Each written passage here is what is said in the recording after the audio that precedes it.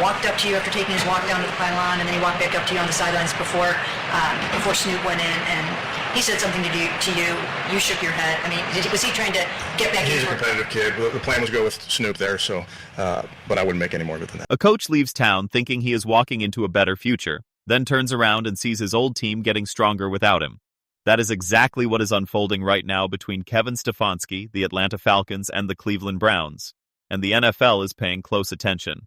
When Stefanski departed Cleveland, the reaction was predictable. Questions at quarterback, offensive instability, another rebuilding cycle. The Browns looked like a franchise stuck in traffic with no exit ramp. Meanwhile, Stefanski was supposed to arrive in Atlanta carrying fresh answers, a clean slate, and the credibility of a coach who had already proven himself. He was supposed to be the one walking into a better future. That was the story everyone agreed on. But drafts have a way of rewriting stories fast. General Manager Andrew Berry did not make a single panic move during the 2026 NFL Draft. No giant headlines, no circus, no panic moves, just smart, patient roster building. While everybody else was arguing online, Berry was stacking young talent like a man building a fortress brick by brick. The results were immediate. Publications and analysts around the league started calling Cleveland one of the biggest winners of the entire draft weekend. The same franchise people were ready to bury was suddenly being discussed as a team with real upside.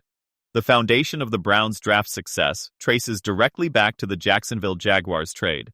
Cleveland traded down from the number 2 overall pick, collected assets, and still landed the players they wanted. That first-round pick from Jacksonville came back as Casey Compton, a prospect with genuine starting potential. More importantly, it officially closed the books on one of the most debated trades in recent Browns history. The Travis Hunter situation had Browns fans furious. Cleveland passed on Hunter, and the reaction was brutal. A Bengals fan photographed Hunter on a plane. The look on his face said everything fans already felt. The mockery was loud and immediate, but the script has since flipped. Hunter is now dealing with a knee injury, while Cleveland walked away with Mason Graham at defensive tackle, additional assets, and a draft class that scouts are calling one of the strongest in the AFC. Turns out the move that looked like a mistake might have been chess. The picks themselves tell the full story. Jeremiah Love came off the board 3rd overall, a selection that appeared in almost no mock drafts pointing to Cleveland. Running backs Quinn Ewers and Samson created immediate buzz for their versatility and production. Denzel Boston added receiving talent in the 2nd round. The most notable steal of the entire class was Emanuel McNeil Warren, grabbed at pick 58, a prospect sitting 15th on Daniel Jeremiah's best available board for most of the night. In the 3rd round, the Browns added Austin Barber, an offensive tackle out of Florida, using a pick originally acquired from Cleveland in the trade that moved them down to 9. Smart organizations do not just collect names, they build layers. Starter today, rotational depth tomorrow, insurance for injuries. That is exactly what this draft class represents. In Atlanta, the picture looks different. Mel Kiper, NFL Network, and multiple major publications publicly criticized the Falcons' draft class. The questions hanging over the franchise did not shrink after draft weekend. They multiplied. Can the offense be consistent? Does the roster depth match the ambition? Can new systems and new chemistry come together before the results are demanded? Because in the NFL, ownership, media, and fans do not grant grace periods. Stefanski walked into a situation where the clock started the moment he signed. He was supposed to arrive looking like the smart football mind with fresh answers. Whether that happens quickly enough is no longer just a football question. It is now a comparison question. Momentum is real in the NFL. It changes how media talks. It changes how fans react. It changes how players buy in. Right now, Cleveland has that momentum, and Atlanta is still in the process of explaining the plan. NFL fans are already treating this like a breakup. Atlanta fans checking every Cleveland headline, running the comparison on every pick, every press conference, every quote. The Browns are not just better on paper, they have energy. A locker room can feel when a front office is serious. And right now, Cleveland's locker room has every reason to feel exactly that. The analogies write themselves. Leaving one restaurant thinking the food is bad, then watching that same restaurant hire a world-class chef with a line around the block the following week. Selling a house because the neighborhood felt stale, then watching luxury development move in 6 months later. That is the dynamic Stefanski now faces every Sunday when the scores roll in. The deeper football question being asked around Cleveland is straightforward. Who are the Browns now? For years, that question had no clean answer. Tough defensive team, quarterback project, franchise stuck between eras. Every season produced another unfinished puzzle. That is changing. Cleveland has fresh intrigue, fresh competition, and fresh attention at the most important position in sports. The roster profile is younger, faster, and built to attack rather than protect a lead. When young players arrive hungry, veterans feel it. Jobs are not guaranteed.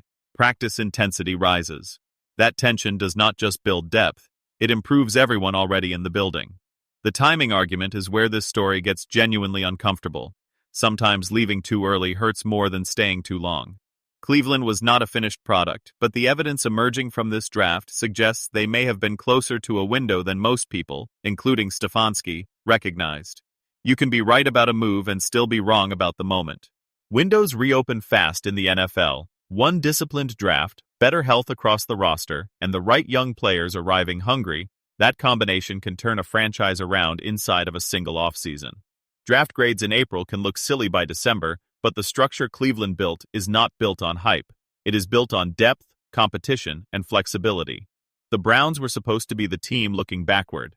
Instead, they are starting to look like a team charging forward. Picture Week 4 of the 2026 season. Cleveland at 3-1, young players flashing, the offense generating real production. Atlanta sitting at 1-3, still searching for rhythm. At that point, the conversation does not stay polite. Every television segment asks whether Stefanski misread the situation. Every radio program revisits the exit. Players can feel when the building believes again. Agents notice. Future free agents notice. The franchise shifts from being labeled a messy situation to being called an interesting destination. That is a reputation change that takes years to earn and can begin in a single season.